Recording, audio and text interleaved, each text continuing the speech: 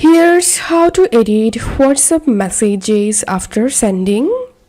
For the moments when you make a mistake or simply change your mind, you can now edit your sent messages in WhatsApp.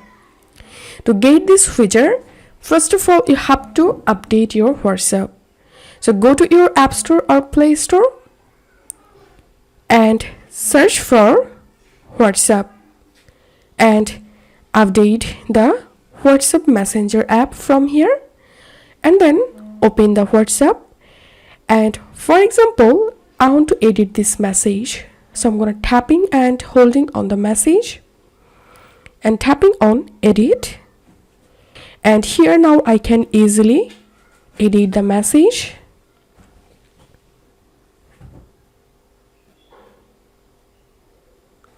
And note one thing, the recipient will know that you edited the message. So this is how we can do it.